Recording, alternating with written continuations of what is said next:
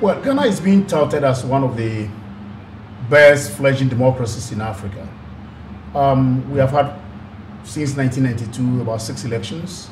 We have had turnovers of political parties coming into power. And if these are anything to go by, then we would say that Ghana is a good democracy. But hey, stop there and halt and look back. What I think democracy is not the presence of a constitution, institutions of state, frequent elections, and then we say Ghana is a democracy, or any other country is a democracy. If you see the reverses in democratic dispensations in Africa, then we need to be circumspect in our trying to judge democracies in Africa. In the first place, I have always said, and I've written a lot on that, that democracy is nothing without good governance. And I separate the two. I do separate the two because oftentimes democracy has been equated to the presence of a constitution, the social contract, the institutions of state governance, freedoms, political freedoms, economic freedoms, etc. And when you do this, when you just measure democracy in terms of these parameters, you are wrong.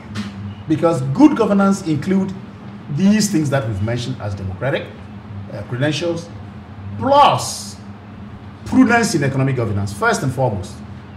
If you have all these ingredients and the government is just profligate, spending on giant political projects instead of economically viable projects, there is the tendency that whilst democracy is in progress, but good governance is suffering, the gains will be derailed by the masses of the people who are unemployed, because imprudence in economic governance brings about all kinds of macroeconomic instability, higher inflation, deficit, budget deficit, foreign exchange deficit, and if you have all the balance of payment disequilibria, if you have all these things in your economy, then you are being imprudent. Number two, if the political system, in spite of the democratic credentials, right, is seriously monetized, there's no democracy then. Democracy is for sale to the highest bidder. And I tell you, in the whole of Africa, this is what is happening. That politics has been so monetized in such a way that how we elect our people is no longer the type of democratic representation that we're talking about. Right? The third thing is when the mass of the people are gullible, and therefore politics is propaganda, not politics. So that if you did a kilometer of road, you tell us that you've done 10 kilometers, and the population just parroting this thing. The government is doing well because they've done 10 kilometers, when it is pure propaganda. For me, this is not good governance. So whilst we are praising Ghana for democratic credentials, I want any other observer to watch the following. How is politics played? How are people represented? How are the masses understanding the political process in such a way that that is the only way they want, and not to derail it? If I use these parameters to measure Ghana, I tell you, I'm afraid. Because politics has been so monetized in Ghana, and any Ghanaian would tell you, except maybe members of government. When I say this, it's not because I belong to any opposition. No, I don't belong to the opposition party. I belong to my CPP. And I'm an intellectual, so I'm going to be truthful to the things that we can say about analyzing democracy. I say this also because at any point in time, there can be any innocuous trigger to derail everything. There can be an innocuous thing that will derail it because the people are fed up with something. As I said, politics is so monetized. Propaganda is too high, extremely high, and there is so much imprudence in economic governance.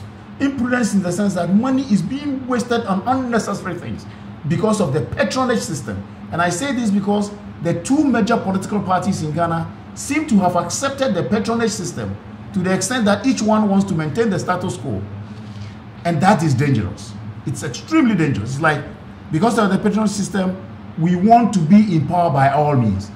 Democracy is essential and good and strengthened when you consolidate it. And consolidation of democracy means that people have a belief that democracy is a process, not an event. In our current situation, we've made democracy an event where all you need is to get to to breast the tape. And so all means possible to breast the tape is done. And that is pay the money, use propaganda, do everything, and get onto it. You win power and you call the shots. I'm afraid about democracy in Ghana. I wonder if you gave me the top 3 or 4 elements of good governance, what would they be? There would be basic democratic tenets: a constitution, separation of powers, frequent elections, freedoms. That's number 1. Number 2, prudence in economic governance. Number 3, transparency and accountability where the people are part. These are the 3 basic things I would say form the basis of good governance. Now, could you fall back into your role as professor and rate Ghana A to D to F on each of those? To be honest, I would say Ghana has A in terms of the first one, democracy and the basic structures for democracy. On the second one, I would grade Ghana about F. And on the third, the same. And I'm forthright in what I'm saying, because look, on the B, prudence in economic governance, there's so much wastage. We are told that we have expended almost everything in our coffers. We are told that all the MMDAs, that's the municipal, what do you call it? MDAs, that is the district assemblies and the municipal assemblies, right, all have overspent their budget. And the ministries have all overspent their. How did that happen if we have transparency and accountability? And nobody's talking about it. Somebody should go to prison by now if we have democracy. But that's not happening. And again, money is a profligacy is the order of the day. These are scary moments and makes our democracy fragile. The final one, and which is more scary, is the very fact that because of the patronage system, institutions of state that are good under the first rubric, that's A, the democracy, are now being belted under the hypnosis of governance. I mean, the governance system. It's like the police are working only to see what will the government say. They look over the shoulders before they work. The military. All institutions of state are now becoming party institutions. It's scary. We've got to talk about that. We as a nation, if we want to consolidate our democracy, should be forthright and say, hey, look, this is wrong. Because when the police start working this way, when crime begin to get political colors, where are we going? What controls can government put in place given the reality of the centrality of the presidency in democracy in Ghana? Leadership. Nothing, no amount of legislation will put anything, because people do it and the party covers them. And so what we need is a leader who says that enough is enough. Let's turn a new leaf like Zedillo did in Mexico. Can we now respect our institutions of state, institutions that are working outside party? If we did this, what will happen is that institutions of state that are built by the constitution to be to ensure accountability and transparency will then work without recourse to the party. That's the only one-stop shop that leadership changes course. Finished. But people talk about legislation. People talk. If you legislate and the institution is under the government, I mean, come on. So I want to see a leader who says enough is enough. No more overspending. No more profligacy. I mean, the institutions of state, IOCO, DNI, police, please work without me. You know, when you hear of some kind of you know, anything that is negative, anything that is criminal, please go ahead. Even if it is a government official, if a leader does this once, we had a situation during Rawlings' time when there was no democracy and when people feared to do anything wrong. But when his own people started doing wrongs and they were not attacked, that's how everything started deteriorating. And so we need a leader, not necessarily a what do you call it, a despot. No. A leader using democratic tendencies to be able to curb where we're going, because we are close to the tipping point. A couple of days ago, there was a series of 2 articles on reform, constitutional reform, the sharing of power that's concentrated in the hands of the president now more broadly across the government. First of all, do you subscribe to that point as an approach, although you argue that you really just need good execution of what you've got now? Exactly. Do you subscribe to that point as a necessary constitutional reform of a growing democracy that Ghana is? A growing democracy in a place where people are just too gullible, where the system is patronized, or a patronized system, where the system is monetized, will not subscribe to what you are describing. We want, and what we have is enough to really bring democracy. No 2 ways about that. But it's like whoever is in governance is interpreting the democratic tenets or using the democratic things that we have in Ghana to his advantage. That's all. But if we got a leader who allows state institutions to work independently, who would himself subject himself to the scrutiny of the people, because there is political participation in Ghana, but skewed. When they say participation, people vote for their own people and that kind of thing. But the people have to pay. It's bribery. Our MPs are people who have spent huge sums of money to get where they are. So when they go there, all they have to do is to recoup the money. Clearly. So I wouldn't subscribe to anything say that whittle away the powers of the president. No, the president must use his powers more productively to see change and not to think about the next election and therefore let things loose. And therefore his people become, how do I call them? I mean, hounds who hound down any other person who is in opposition. I mean, that's wrong. If this president or any other president sits back, if it is the police, allow them their parameter. If it is the whatever Yoko, that is our it's like our FBI, let them work. Let them work outside. If it's a government official who is doing something, they know. And I doubt if our BNI doesn't know what is happening in the cupboards of any other person in Ghana. So the strength of the president as per our constitution is positive. But if it is being misused, misapplied, you know, if that strength is in a leader who wants to consolidate democracy in Ghana, I tell you, we'll go places. Yeah. So you don't think that the weakening of the presidency, a strong presidency, is the way to continue to pursue democracy? Absolutely not. You probably follow, since you follow world affairs as much as you follow things going on here in Ghana, President Obama had a very bad week a couple of weeks ago in the United States. Right. Did the president of Ghana ever have a bad week like that, where the IRS problems are going, the internal revenue problems, and the other issues that he was faced with? All of them seem to come in.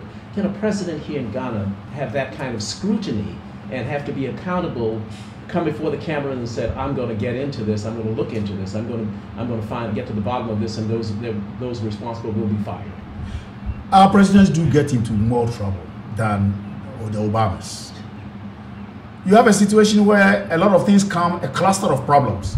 For example, there is something like Danso, that is electricity, which is not stable, water, not there, some scandals, fires, gutting, places left and right, all at once. And the president finds himself in a tight corner, unable to explain. So he's held accountable. They do hold the president accountable. I'm coming up to that. Yeah. What happens is that when many people, and you have this talk shows and everybody insulting, and in Ghana, you see, we have gotten to a point where there is so much indiscipline. So people could insult the president right in the face. And therefore, the president becomes a little uncomfortable. And he comes out from time to time. There was a time he himself told us that we have overspent our budget. It shows the corner in which he was then. And often he has come again to talk about this electricity failures and whatnot. He's come out to talk about a whole lot of things that are not going on right. Roads that have been left unkept and that kind of thing. So they come into that. But unlike the Obamas, who are scrutinized fully and at times they have their back to the wall, our presidents over here, what? They come out, say something, and the party machinery is put into place for propaganda. And at times blame is put on the opposition to kill the case. So unlike the Obamas, our presidents over here have a leeway of going about it and in a nonchalant way. All right? Okay, we say we'll fix it. So shut up. Kind of. Let's talk more about the region now and West Africa, and how do you see democracy going there. I'm assuming that you are of the opinion that in spite of all of your observations, maybe I should ask you the question, in your region, what is the best working democracy? Well, you would say Ghana, but we need to be watching Sierra Leone coming up. We need to be watching Sierra Leone. The post-war situation is such that now they have realized that, look, governance must be governance. Politicking, and you know, I like the president. People are asking him, "Oh, stay on. You've done so well." The usual thing in Africa. He said no, and he's putting the real, pillars of democracy there in Sierra Leone. And I believe Sierra Leone is a country to watch in future if we don't get other persons who would come the way Ghana is going and that kind of, because we started also very well, but on and on, you know, we were slipping back into days of non-democracy or non-good governance and that kind of thing. So I would say Sierra Leone is doing well. Liberia is still hiccuping a lot because of the situation that brought Sirleaf Johnson in, and the clouds surrounding her, and the bitterness of the followers of the footballer. You know, kind of, we need to be very careful about Liberia. I don't think Liberia is doing better than Sierra Leone, even though Sierra Leone was worse than the Liberian situation. I don't know, but I think Ivory Coast needs to hurdle the scars quickly. Unfortunately, Ivory Coast has a similar problem like Ghana.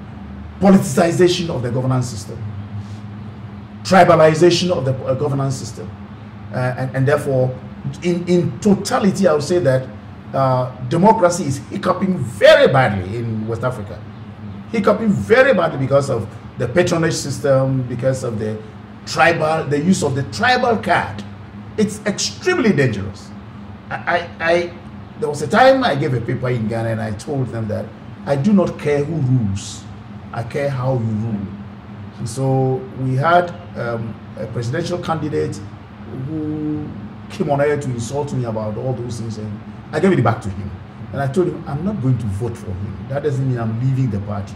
Because when I look at the presidential candidates, there are better ones whom I think would rule better. So I wouldn't care who as such, but I see who can really do the job. And if he's not doing the job, I will withdraw my support. And I think in West Africa, we haven't gotten to that.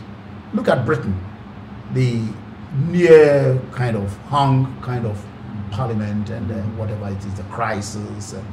But it's like the British people just really saw that, okay, there is a mechanism for putting the prime minister there. If we have such a situation, they put Cameron there, and who cares whether it is Cameron or somebody else. What Cameron is coming to do is what worries the British people.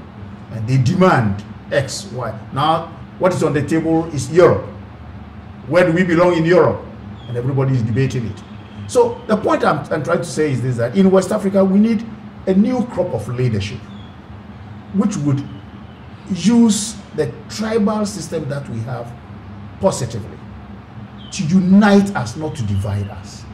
Because the many hotspots that we have in West Africa, or generally in Africa, is because one tribe is used against the other where politics is concerned. Let me shift on to Kenya, for example. The Kenyan example is clear. The Kikuyus are about 33% of the population. The Meru and Embu is about 3-4%. But the Kalenjins are 12%, Arab Moish tribe. So the Kikuyus have been able to marry these tribes to themselves, not actual marriage. Like, oh, don't you see we are friends politically? And using the tenets of democracy, that's why I say democracy is different from good governance. The Kikuyus have always tried to get the 50+1 that we are looking for in a democracy. By any means? By any means. So you use the tribes, and so the Luos, who are about 30%, a large tribe, will never come to power by using this same democratic tenets. Oh, the British are clapping for it because we won 50% plus 1%. And that was what was going on. You know, and in Ghana it's the same thing. We have a tribe, less populous, and they vote en masse. Because once upon a time, a leader of Ghana who ruled for so long a time, 19 years, came from that tribe. And that is the base of one party. Now they tried to move throughout the country where our first president did so well in unionizing us through the tribe. So there are several of such minor tribes all over the country. And wherever they are, they will vote for that party. But didn't Nkrumah try very hard to bring Ghana along and rise above tribalism? Thank you. That's exactly what I've referred to. That Nkrumah did so well to detribalize Ghana. So many tribes moved into several areas. And as I'm saying, the Ebe tribe, for example, which vote for one party no matter what, most of them, they are all over the country. And so you might see that votes are coming from this part of the, and that is to the plastic ingenuity of Nkrumah. The tribe was not known to the extent that people who came from another tribe represented another tribe in parliament, and there are several of them. J.A. Mensah, for example, he didn't come from where he was. He stood as a parliamentary candidate. Nkrumah himself, Accra. And that was the beauty of democracy. We reached a point in this country where a certain tribe said that if you didn't come from this part of our land, we won't allow you to vote. And the people were maimed and that kind of thing. So the parties themselves, when they are canvassing for votes, use the tribe instead of. Well, I want to go back to something you said. You said you can look at tribalism as a positive force in society. Yes. I suspect that that's what we would call or use under the rubric of diversity. That's right. How do you make that transition? Nkrumah obviously tried. Mozambique, they tried in their constitution when Frelimo came to power. They tried to move tribe. How do you make the transition? There was a conference in 2012 in Botswana, democracy and diversity. That's right. I don't know if you were in attendance. I didn't attend. But you probably followed it. That's right. But I didn't see much on the diversity thing. That's right. How does Africa bring tribalism to a positive force called diversity? Very easy. Nkrumah did it. First and foremost, when the British were colonizing us, on every form you fill for any employment or for school and that kind of thing, there was the tribe there. Hometown tribe, that kind of thing. Nkrumah removed it. Our tribe is Ghana. So there's no form you filled in the past where your tribe. And at times on the colonial form they have native of. So we are natives of Ghana. Finished. Nkrumah did that, the first thing. The second thing he did was the boardinization of schools. Boardinization. That schools were proper schools, housed the pupils or the students, and they interacted more. Even today in our country, those remnants are there. People quarrel on the basis of schools, not on the basis of tribes. Which school did you attend? I attended Infantipim. Then Adisade will tell you, but Infantipim is a school, mine is a college. And they meet often, to see Infantipim. And in Infantipim or Adisade or Accra Training College, you will meet all the tribes. And they love each other and they competed among themselves. Schools competition were very high. Whether it's singing, choir system, or football, or sports, or any other kind of thing. And we felt ourselves as Ghanaians. The third thing he did was civil service. You never stayed at a place for more than 4 years. 3 years is enough, you are transferred to a place. So there was high intermarriage. Young man of about 24, 25, you transfer him to a place. Another 3 years he's going to a place. Teachers were not, where you came from, you don't teach there. And gradually Ghana became Ghana. And we loved each other, not where you came from, but maybe the club where you are. I mean, you are teaching in a certain town and the townsfolk. And you see a reversal of that? Come again? Do you see a reversal of that? A deterioration? Great. Of that? Yes? Great reversal. Really? Great reversal. We started a process called deboardinization. Because the World Bank told us that it is called. Yes. We even the universities, we are now bringing it back. In the 80s, we had many more students and only a third of them were on campus. Now we have come back to a situation where we want to house we have 34,000 students now, and we house about 28,000 of them. Yes. But in the past, only about 10,000 of them were housed and the rest came from home. And they had to hire places left and right. It's difficult. But there was a big reversal, and there's no way we can go back to Nkrumah's days because so they're losing connection then. But they're losing connection. This is a sort of an isolated community. Exactly. And then schools, because of the deboardinization, you have them in enclaves. If it is Ewe land, only Ewes are there. And what happens most is that even in some basic schools, we are being told they must learn the local language. And what happens is that, yes. There is where there are borderlines, for example, my father's hometown, Enum borders the Ewe land. So what happens is that there are some schools in the border areas, most of the teachers are Ewes, and they want to teach Ewe, and my people don't want it. So there are skirmishes of bad blood between the two tribes and that kind of thing. So we're going back. Yes.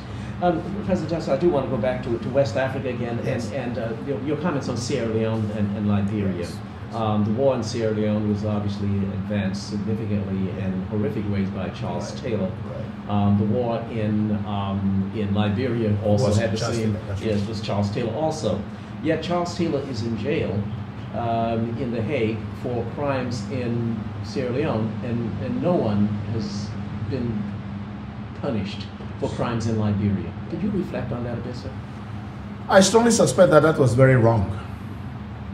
And Charles Taylor's incarceration is good, no two ways about it. But all those involved, and that is when we say the victor's justice, it may live to bounce back. Conflict is such that it doesn't die if you don't kill it. And so a generation 2, 3, 4 to come, somebody will rake this up. It happened in Kosovo. The Kosovo problem started in 1389. Who is alive?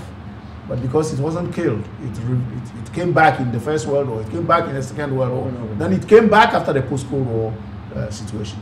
So that the Liberian situation has not been really tackled. And I believe the way they have handled Sylvie Johnson's case is not correct. I mean, there is evidence to the fact that she patronized Charles Taylor. And if that is so, she must also have been indicted.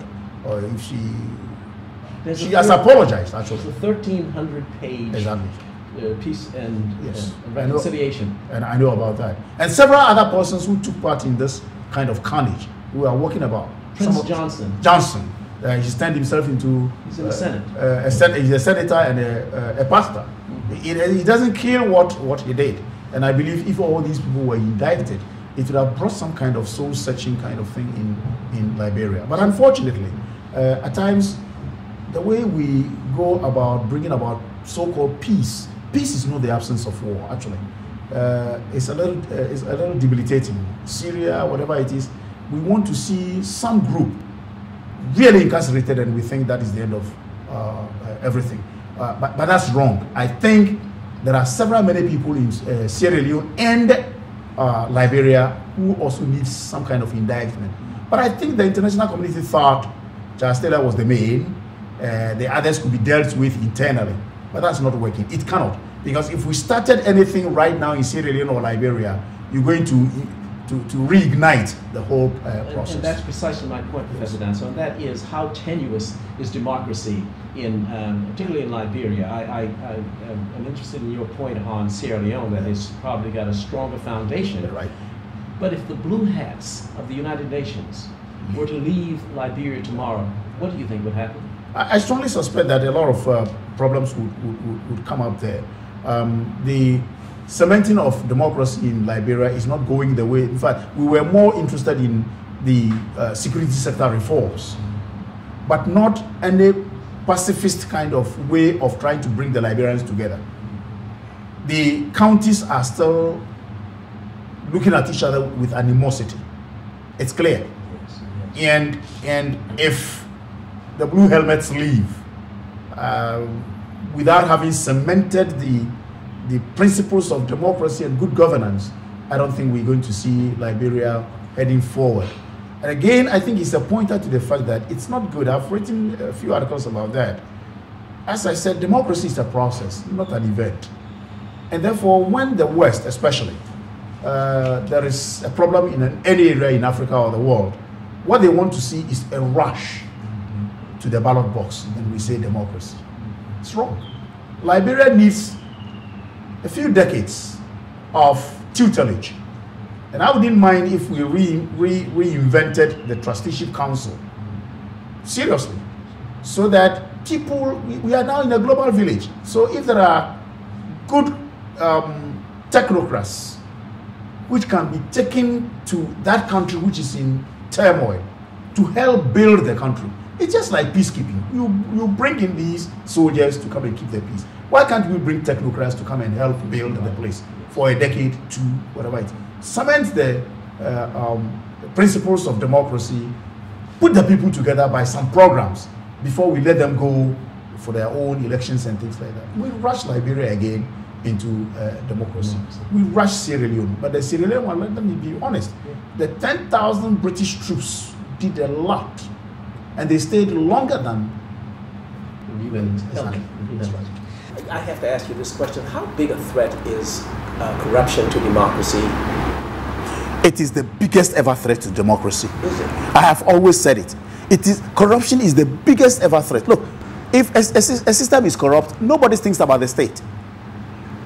And when nobody thinks about the state, nothing goes on, even up to the courts.